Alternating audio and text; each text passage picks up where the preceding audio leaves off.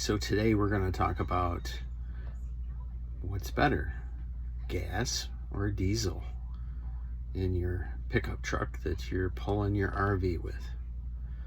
So there's some controversy on this, and you might not agree with what I tell you, but we'll talk about it anyway. And what are the advantages of a diesel?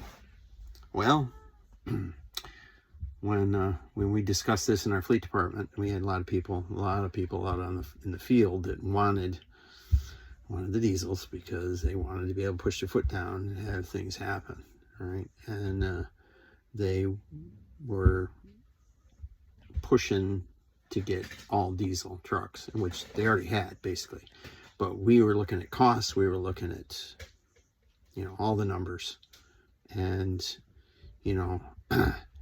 how much do we want to spend to have our guy go over the top of the hill faster? 20 or 30 miles an hour faster how much is that worth? When you're trying to make a living, make a business profitable, that is less and less important.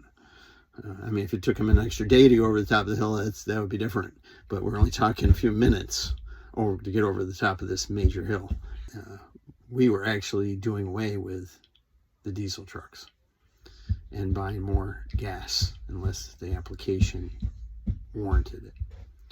And so you can accelerate faster. You can get down that access ramp to an expressway faster and merge into traffic easier with a big heavy load. And there are also diesels in most cases have engine brakes that will help you slow down or maintain a slower speed going down a hill, but not absolutely critical. Here's something that the dealer won't tell you. If you get water in the fuel and it destroys the fuel system, it voids the warranty.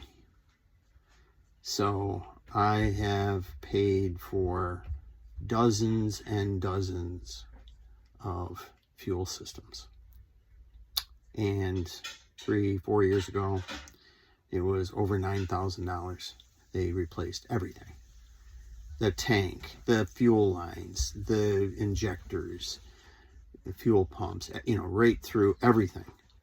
That's their standard operating procedure when you have water that gets into these things.